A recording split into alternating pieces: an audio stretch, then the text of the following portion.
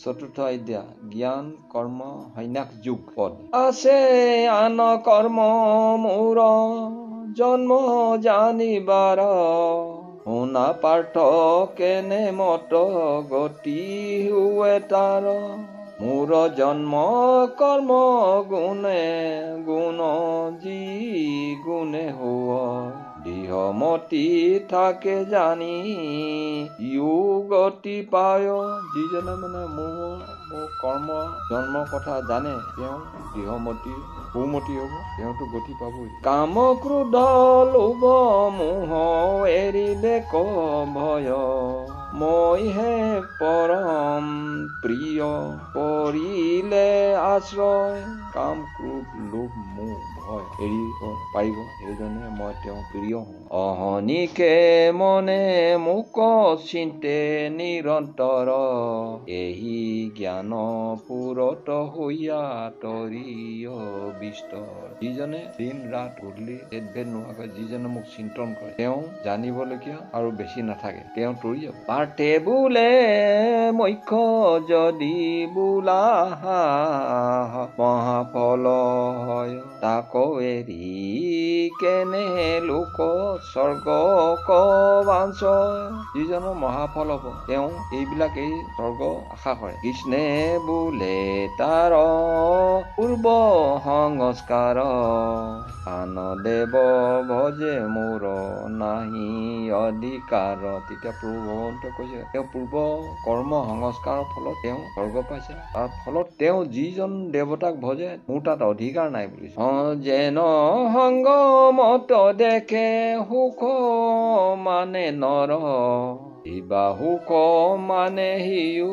খন্তেকে মাতৰ ভাল আৰু বেয়া দুইটা সংযম হলে মানে দুইটাৰ মাজত কি হয় সেই সুখ আৰু দুখ দুইটা মিলি সেইবিলাক খন্তেকৰ কাৰণে যেনেকৈ সৰু দেৱতাসকলক পূজে ক্ষুদ্ৰ দেৱতাক পুজি অকমান কমকে পায় ভয় লাজ পাপ ক নচাই প্ৰৱতায় ভয় আৰু লাজক নচাই পেলাই তেওঁ চলাই থাকে দুখে হাদে অল্প সুখ স্বৰ্গ হেহি নয় অলপ দুখ পাব অলপ সুখ পাব তেওঁ স্বৰ্গলৈ যাব কিন্তু কাম নাই ইন্দ্ৰি চন্দ্ৰ আদি আনু দেৱতা পূজয় আৰু ফলদাতা মই জানিবা নিশ্চয় ইন্দ্ৰ চন্দ্ৰ আদি কৰি যিমান দেৱতাসকলক পূজে সকলোৱে ফলদাতাটো কিন্তু মই প্ৰভু ভগৱন্ত অৰ্জুনক নানা বুদ্ধি কৰি ভজে দেৱতা সকল যেনে মতে ভজে সেহি মতে ফাৱে ফল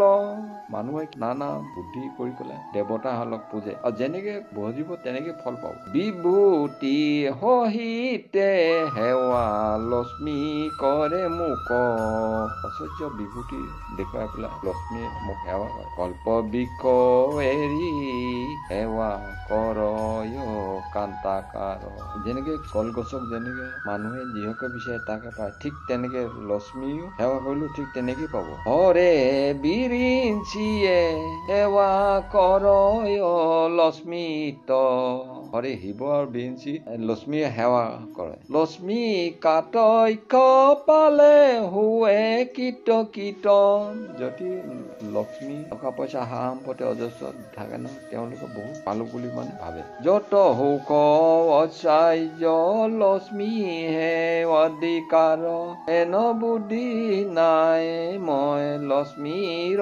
ভাতাৰ মাতা লক্ষ্মী গুৰিত অজস্ৰ সা সম্পত্তি ধন দৌলত চব আছে সেইটো বুদ্ধি মোৰ নাই কোনে কৈছে শ্ৰীকৃষ্ণ প্ৰভু ভগৱন্তই কৈছে লক্ষ্মীক সকলোৱে পূজা কৰে ধন সম্পত্তি পাবলৈ অজস্ৰ পূজা কৰে কিন্তু তেওঁলোকৰ লিখীয়া মই নহয় শ্ৰীকৃষ্ণ অৰ্জুনক কৈছে কথা যদি বা সকামে থাকি মোৰ পূজা কৰে মই দত্ত ভোগ ভুঞ্জি তথাপিতো তৰে আশাবাদী বিলাকে মোক পূজা কৰে পূজা কৰি তাত ভুক্তভোগীও হৈ থাকে আন দেৱ ভজি যদি অল্প ফল পাৱে কিন্তু কৰ্ম ছিদ্ৰে নষ্ট বিনাশ যায়। দেৱতাসকলক পুজি যেনেকে হয় সেইটো ফলটো খন্তেকীয়া মাত্ৰ, অলপ টাইমৰ কাৰণে। আমাৰ যেনেকে মনুষ্যৰ জীৱনটো ধন দৌলত আহিব আৰু যাব, একো ঠিকানা নাই, ঠিক তেনেকেই কৰ্ম ক্ৰিয়া উপবাসে যত পাৱে কষ্ট, দৈৱ মন্ত কায় ছিদ্ৰে পূৰ্ব কৰে নষ্ট। এইবিলাক চব শেষ হৈ যাব। মোহৰ কৰ্ম তিল মাত্ৰ নষ্ট নাই, নজানি কৰ যদি বিশ্বাস যায়। যদি নাজানিও কৰে তাক বিশ্বাস কৰি, মই অন্তৰ্যামী মোক ভিন্ন কৰি বোলে। মই অন্তৰ্যামী, সকলো ভাগ ভাগ কৰি দেখে। ক্ষুদ্ৰ দেৱ পুজি তাৰ ক্ষুদ্ৰ ফল পাৱে। ক্ষুদ্ৰ দেৱতাক পুজিলে ক্ষুদ্ৰ ফল পাব। পাৰ্থে বোলে কৃষ্ণ তুমি হবাহাতে সম, তথাপিত কৰিলা কেনে কৰ্মত বিষম। এতিয়া অৰ্জুনে সুধিছে, তুমিয়ে কৈছা সকলোকে সমানেই বুলি কৈছা, সমান বুলি ক'লে তথাপি মানে কৰ্ম ফল অনুযায়ী বিষম হ'ব পাৰে, বেয়াও হ'ব পাৰে। প্ৰৱৰ্তক নিয়মক তুমি হে ঈশ্বৰ, তুমি প্ৰৱৰ্তা চলাই যোৱা আৰু তোমাৰ নিয়ম বিলাক তোমাৰেই। কাকো অল্প ফল দিয়া কাকো বিস্তৰ। অৰ্জুনে শ্ৰীকৃষ্ণক কৈছে যে তুমি যে কাৰোবাক অলপ সা সম্পত্তি দিয়া, কাৰোবাক বেছি কৰি দিয়ে, কাৰণটো কি? কৃষ্ণে বোলে সতৰ যতম তিনি গুণ, ক্ষত্ৰিয় বৈশ্য ক্ষুদ্ৰ চাৰি আদ্যত ব্ৰাহ্মণ। তেতিয়া প্ৰভু ভগৱন্ত সতৰ ৰজতম তিনিটা গুণ আছে, ক্ষত্ৰিয় বৈশ্য ক্ষুদ্ৰ চাৰি জাতি, শেষত ব্ৰাহ্মণ। সত গুণে ব্ৰাহ্মণ ক্ষত্ৰিয় ৰজগুণ, শতগুণে ব্ৰাহ্মণসকল, ক্ষত্ৰিয়সকল ৰজগুণী, বৈশ্য ক্ষুদ্ৰতম গুণ জানিবা অৰ্জুন। বৈশ্য আৰু ক্ষুদ্ৰসকল তেওঁলোক তমগুণী, তমগুণী মানে খঙিয়াল, জানিবা অৰ্জুন। অৰ্জুনক কৈছে গুণ অনুক্ৰমে কৰ্ম কৰে সকল, গুণ প্ৰভাৱে উচ্চ নিচ হৈব ফল। যেনেকে যি কৰ্ম কৰিব তাত তেনেকে ফল পাব। তেতিয়াহ'লে তেওঁ উচ্চ, কিছুমানে ধেৰ পাব, কিছুমানে কমকে পাব, সেইটো হ'বই নিজৰ কৰ্ম অনুযায়ী ফল। যজু পালো সংহাৰো মই তিনি লোক, মই স্বজন কৰো, মই পালন কৰো এই তিনি লোক, তথাপিতো কৰ্ম বন্ধে নাপায় মোক। মই স্বজন কৰো, মই পালন কৰো, সংহাৰ কৰো, মই শেষ কৰো, তথাপি মোক কৰ্ম বান্ধি ৰাখিব নোৱাৰে। কৰ্তা অকৰ্তা বুলি মোক যিটো জানে, তাক কৰ্ম বান্ধে নাপায় একো ঠানে। যিজন মানে প্ৰকৃত নৰ হয়, তেওঁ কৰ্ম কৰি যাব, কৰ্ম কৰিবলৈ আশা ভৰসা একো নকৰে, অৰ্থলৈ কৰ্ম কৰি যাব, কিন্তু তেওঁক একো বান্ধোনত বান্ধ খাই ৰাখিব নোৱাৰে। মোৰ মুখ সকলে কৰ্ম কৰিলে পূৰ্বত, মূৰ্খসকলে পূৰ্বত কৰি গৈছে। কৰ্ম বন্ধ এৰাই কৰ্ম জানিবা তত্ত্ব, কৰ্ম বান্ধত এৰাই কৰ্ম জানিবা তত্ত্ব। কৰ্ম বান্ধত কিছুমানে এৰাই যাব পাৰে, কিন্তু কৰ্ম কৰিলে এৰি অহংকাৰ, এই মতে বিস্তৰ যে তৰি অহংকাৰ। কৰ্ম কৰিলে কি হব? তেওঁ যে অহংকাৰ আছে, ধেৰ সংসাৰখন তৰি যাম বুলি ভাবিলে কি হব? লোক পৰস্পৰা তুমি কৰ্ম কৰিবা, লোকক দেখি পেলাই ইজনে সিজনক কৰ্ম কৰা দেখিলা। যিজনে জানয় তত্ত্ব উপদেশ লৈবা, যিজনে জানে তেওঁ উপদেশ লবা। কৰ্মা কৰ্ম বিকৰ্ম যে এহি তিনি মত, পণ্ডিতো হয় মোহ জানিবা তত্ত্ব।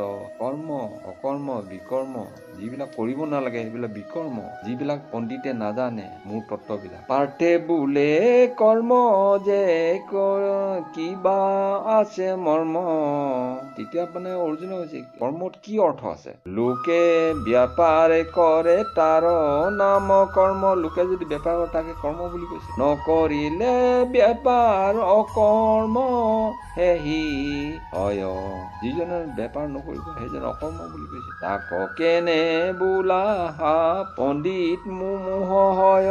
পণ্ডিতসকল তাত কিয় মোহ যায়? কৃষ্ণে বোলে তিনি তো আছয় বুজিবা ক। তেতিয়া প্ৰভু ভগৱন্ত তিনিও তাত বুজিবলৈ কিছুমান কথা আছে। কৰ্মা কৰ্ম বিকৰ্ম বুলিয়া কহে যাক। কৰ্ম অকৰ্ম বিকৰ্ম তাক জানিবলৈ কিমান কথা আছে। সেই গোট কৰ্ম বেদ শাস্ত্ৰে বোলে যাক। অকৰ্ম বোলয় বেদে নকৰো তাহাক।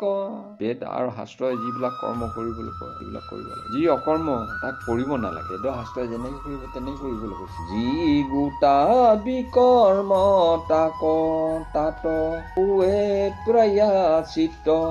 ইহাৰ তত কহো নাপাও বুজিত। যিবিলাক বিকৰ্ম তাক পৰাচিত কৰিব লাগিব আৰু তাৰ কথাবিলাক বুজিবলৈ অকমান টান আছে। যাক জানি সংসাৰৰ আপদতৰে পোন। সেই আপদৰ পৰা তৰিবলৈ বিচাৰে তাহাৰ ৰহস্য কহো শুনিও যোন। তাৰ ৰহস্য কথা কম শুনিবা। বেদে কহে বুলি কৰ্ম কৰে সৰ্বনৰ। কিন্তু নুবুজয় অৰ্থ বেদৰ বাক্যৰ। এইটো কাম কৰিব লাগে এইটো কৰিব নালাগে ভালকে বুজি নাপায় মানুহে। তাৰ অৰ্থবিলাক বুজিব লাগে। বেদে কেনেকে কৈছে কেনেকে কৰিব লাগে। বেদে কোৱা অৰ্থ কৰিব লাগে। আমি অৰ্থবিলাক বুজিব লাগে। স্বৰূপতে বেদ বাক্য মূৰ বুলি কৰে। সুখ মাত্ৰ কহি স্বৰ্গপথ প্ৰৱৰ্তাবে। প্ৰকৃততে বেদৰ বাক্য বুলি জানি তেওঁলোকে সুখ আৰু তেওঁ স্বৰ্গত চলি থাকিব পাৰিব, চলাব পাৰিব। যেন শিশু ভাল মন্দ নাহি তত্ববোধ। লাডু বুলি লোভ দিয়া পিৱায় ঔষধ। শিশুক কেনেকে আমি এইটো ঔষধ নহয় তুমি মিঠা খোৱাচোন বুলি আমি মৰম চেনেহ যেনেকৈ খুৱাওঁ তেনেকৈ কৰিব লাগিব। তাৰ যেন ঔষ ব্যাধি দূৰ যায়।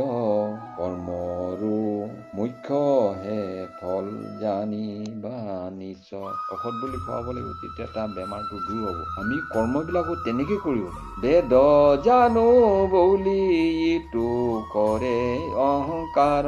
যি মতে উপজে ভেদ কহো তাৰ। যিজনে বেদ জানো বুলি অহংকাৰ কৰে তাৰ ভেদ কম শুনিবা। দেহে যে আছয়ে চাৰি চক্ৰ নিৰপমা। পচন্তি বৈখৰি আৰু পৰা যে মধ্যমা।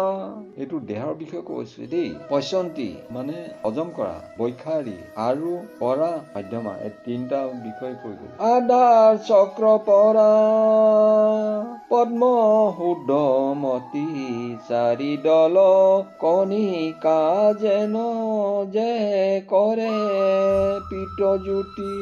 চাৰিটা কণিকাৰ পৰা জ্যোতি মানে পোহৰ হৈ উঠে। অকংখ্যাত নাৰী আছে দেহৰ ভিতৰ।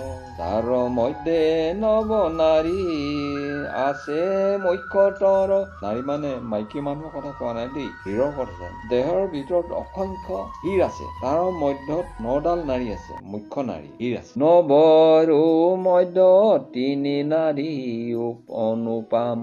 হীৰা যে পিংগলা আৰু হুকুমা যে নাম।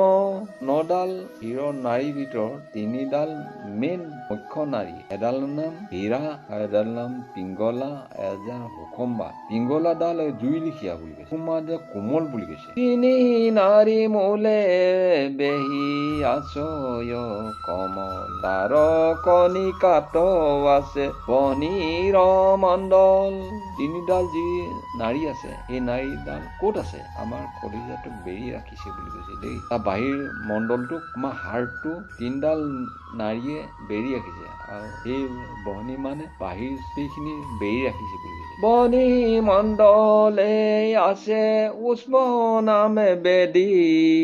শুদ্ধ বে চলি যায় মধ্য চক্ৰ ভেদী।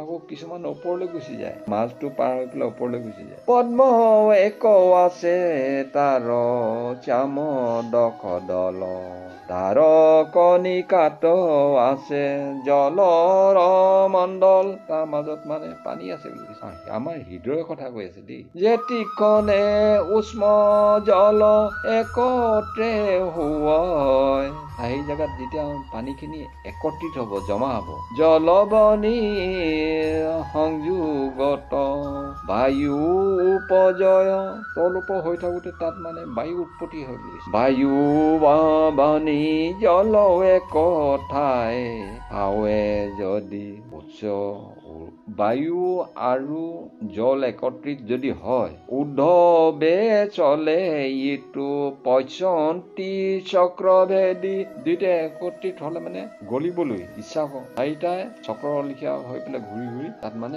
ওপৰলৈ উঠিব পচন্তি মধ্যে আছে সূৰ্যৰ মণ্ডল পচন্তি মানে হজম কৰা আমাৰ শৰীৰৰ ভিতৰত সূৰ্য আছে ক'ত আছে য'ত মানে খাদ্যবিলাক হজম হবৰ কাৰণে এটা বস্তু আছে এইটো তাত সূৰ্যমণ্ডল আছে ৰক্ত বৰ্ণ পদ্ম ইটো দুয়ো খৰ দল তাত আকৌ ৰক্ত মানে তেজ পদুম ফুলৰ লেখীয়া ধুনীয়া আমাৰ হৃদয়ৰ ভিতৰত হজম কৰা যিটো পাকস্থলী নহয় তাত সূৰ্যমণ্ডল আছে বুলি সূৰ্য দেৱতা আছে খুব তাতে হজম হৈ যাব তাৰ কণিকাক পায়া বায়ু বনি জ্বলে তাৰ কণিকাবিলাক পায় বাহিৰৰ যিবিলাক পানী তিনু মিলি বুধ হৈয়া উদ্ধৱে চলে তিনিওটা মিলি মানে এটোপাল দুটোপালকৈ ওপৰলৈ চলে যি গোটা বৈখৰী চক্ৰ থাকে কণ্ঠমূলে আমাৰ কণ্ঠ মানে হৃদয়ত কিছুমান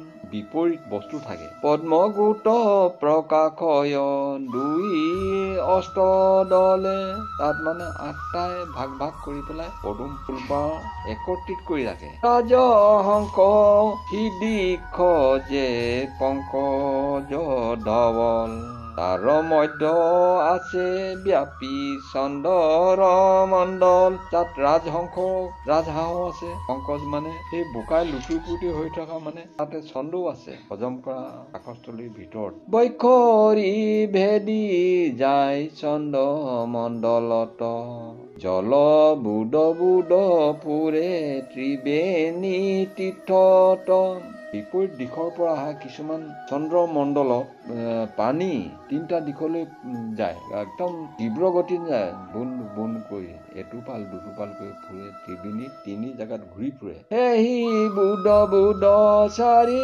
ভাগ ভৈলা পুনু ত্ৰিভাগ আশ্ৰয়ে যায় ভৈলা তিনি গুণ তিনিটা ভাগ হৈ যায় আৰু তিনিটা ভাগতে তিনি ভাগেই কাম কৰে এই তিনি ভাগৰ যাহা জীৱা নাম তিনিটা ভাগৰ তিনিটা নাম আছে তম ৰজু জুচ যজু হত বেদ হাম তম ঋষ ৰজ যজু হত বেদ হম এই তিনিখন বেদৰ কথা কৈছে যি যজু সৰ্জে হামে পালে ঋষে সংহাৰে যজু বেদে সৰ্জন কৰে হামে পালন কৰে ঋক বেদে সংহাৰ কৰে ত্ৰিবিতিক নিবিতিক এৰিয়া প্ৰভৃতি পথ চলে সুখটো এৰি বেয়া পথলৈ যায় ভাল পথটো এৰি পেলাই বেয়া পথলৈ যায় বুলি কৈছে প্ৰভু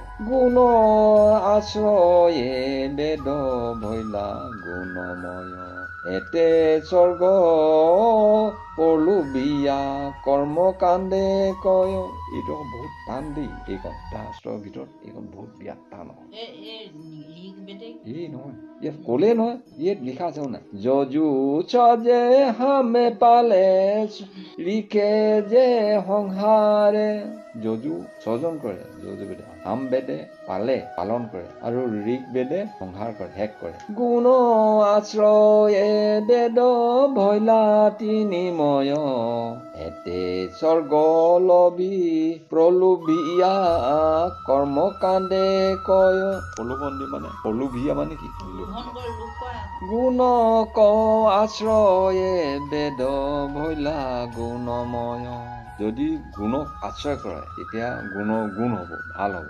এতে স্বৰ্গ প্ৰলোভিয়া কৰ্মকাণ্ডে কয়, যিটো বুধ ব্ৰহ্ম ৰন্ধে বাহিৰায়। যিটো বুন হৈ পেলাই যিবিলাক ব্ৰহ্ম ৰন্ধেনো কি কাৰণে শব্দবিলাক চাবলৈ, ব্ৰহ্ম মানে জীৱ, ৰন্ধে মানে বাহিৰায়। যিটো বুধ ব্ৰহ্ম ৰন্ধে বাহিৰায়, বেদ ভাগ নিগুণ ঈশ্বৰ মাত্ৰ কয়। যিবিলাক বুন হৈ যেনেকে আমাৰ শৌচ কৰিব লাগে, পিচাব কৰিবলৈ বাহিৰলৈ যিবিলাক বস্তু ওলাই যায়, সেইটোৱে ঈশ্বৰৰ নিৰ্ণয় বুলি কৈছে। নিগুণ ঈশ্বৰৰ মাত্ৰ, তাকে ঈশ্বৰ বুলি কৈছে। খাই থাকিম আকৌ বস্তুটো উলিয়াই দিব লাগিব নহয়, নহ'লে উলিয়াই দিব নোৱাৰিলে মানে এইটো আমাৰ শৰীৰৰ অপকাৰ কৰিব নহয়, এই বিষয়ে কৈছে দেই। যি গোটা নিবৃত্তি পথ ঈশ্বৰত মত, এতে বেদ শিৰোভাগ বোলে জগতত।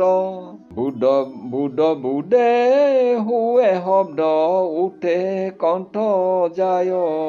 বুধবোৰ উঠলৈ আহিব, তললৈ যাব, শব্দ কৰিব। শৰীৰৰ ভিতৰত কিছুমান শব্দ কৰে ন, গাদাক কৰে, এইবিলাক হয় শব্দ। ব্ৰহ্ম হুৱে বাগ্নি ইন্দি লাগ পায়। এইবিলাক কওঁতে আকৌ ঘোঁৰা লিখীয়া এটা ঘাং ঘুং কৰিব, সেইটো কথা কৈছে। বৰ্ণ ভৈলে ক্ৰমে বেগ হুয় প্ৰচাৰ, পঢ়ে মাত্ৰ বেদ অৰ্থ নাজানয় তাৰ। বৰ্ণ অৰ্থ সকলো বেদে কৈ থাকে, কিন্তু অৰ্থবিলাক নাজানে। ঈশ্বৰ মুখৰ বাণী যত বেদ ছয়, ই কাৰণে শব্দ ব্ৰহ্ম জগতে ঘোষয়। ঈশ্বৰৰ প্ৰভু ভগৱন্তৰ মুখৰ বেদৰ যিখিনি বাণী হয়, সেইবিলাক শব্দ ব্ৰহ্ম বুলি। যেনেকৈ কথা কোৱাটোৱে বা কিবা এটা শব্দ উঠলে শব্দ ব্ৰহ্ম হয়। শব্দতে ব্ৰহ্ম মানে জীৱ থাকে, জীৱ নাথাকিলে একো শব্দ ক'ব নোৱাৰে বুলি। যাক বোলে মুনি তিনি লোকে থাকে জ্ঞান, ভূত ভৱিষ্যত সি নাজানয় বৰ্তমান। তিনিজন মুনি তেওঁলোকে জ্ঞানত থাকে। আমাৰ হৃদয়ৰ ভিতৰত যিজন পৰম পিতা পৰমেশ্বৰৰ হৃদয়ত বাস কৰি থাকে, তেওঁ ভূত ভৱিষ্যতৰ সকলো কথা জানে, তেওঁ একো নাখায় নকৰিও। এনোৱা মুনিও চিন্তে আত্মা জ্ঞান ধ্যানে। এই মানুহৰ কথা কৈছে, যিজন মনি হয়, আচল জ্ঞানী হয়, গুণী হয়, ভূত ভৱিষ্যতৰ কথা সকলো জানে, জানিও একো নকয়। তথাপি বেদ অৰ্থ স্বৰূপ নাজানে। তেওঁ জানিও নজনা ভাৱ ধৰি থাকিব। যিজন জ্ঞানী মানুহ হয়, মনে মনে চুপ মাৰি থাকিব, তেওঁ জানিও একো নকয়। যদি কবলৈ হয় তৰ্কবাজি হ'ব, সেইকাৰণে চুপ মাৰি থকাটো, মনে মনে থকাটো জ্ঞানীৰ কৰ্ম। যদি বোলা বেদ অৰ্থ নাজানয় ভেদ, যদি বেদৰ অৰ্থবিলাক ভেদটো নাজানে, তেন আকাশৰ পুষ্প সেই মতে বেদ। আকাশৰ পৰা ফুল পেলাই দিয়া লিখা হয়, সেইটোকে বেদ বুলি। স্বৰূপত কহো বেদ তাৎপৰ্য যত, প্ৰকৃততে মানে বেদৰ তাৎপৰ্য যিমান আছে, সেয়েহে বেদাজ্ঞ জানে মহাভাগৱত।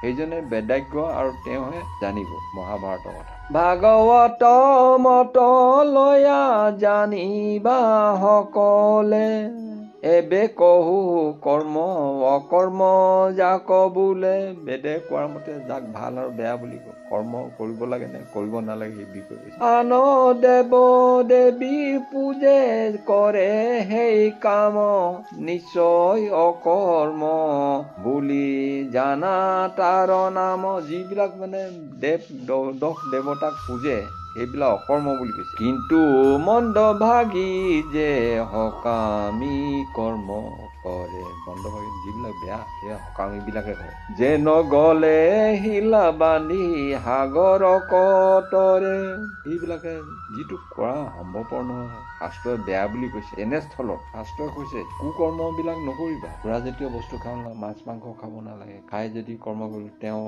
গাত বল শক্তি হ'ব, তেতিয়া মানে অকৰ্ম কৰ্ম কৰিবলৈ আগবাঢ়িব লাগিব। ঠিক তেনেকে যেনেকে ডিঙিত শিল বান্ধি পেলাই সাগৰ সাঁতুৰিব পাৰিব জানো, সেইটো কথা কৈছে। আমি ইমান ঈশ্বৰৰ কথা চৰ্চা কৰি থকা স্বত্তেও আমি মদ মাংস আদি খাই পেলাই আমি তৰি যাব পাৰিম জানো, সেইটো কৈছে। চিত্ত তপ জপ তপ তীৰ্থ যজ্ঞ দান অকৰ্ম এতে প্ৰকাৰে নাহি ত্ৰাণ। এইবিলাক অকৰ্ম তপ জপ যজ্ঞ কৰা যদিও কৰে তাৰ কিন্তু কাম নাই। বিকৰ্মী অৰ্থ কৰ্ম কৰে গুৰুতৰ অকৰ্মিত কৰি বিকৰ্ম হে ভদ্ৰতৰ। ভাল কাম কৰিছো বুলি ঈশ্বৰক চিন্তা কৰিছো হয়, কিন্তু ভাল কৰাত থাকি বেয়াহে হ'ব। চিত্ত জানিবা বিকৰ্ম লাগি। পৰাচিত্ত কাক বুলি কয়? যি বেয়া কাম কৰে তাকহে পৰাচিত্ত কৰে। কৰি চিত্ত পাছে হৈয় পুণ্য ভাগী। পৰাচিত কৰিলে পুণ্য ভাগী হ'ব, নোহোৱা নহয়। যেনেকে হ'ব লাগে তেনেকে নহ'ব। সদায় ভুল কৰি থাকিম, সদায় হ'ব। ভগৱানে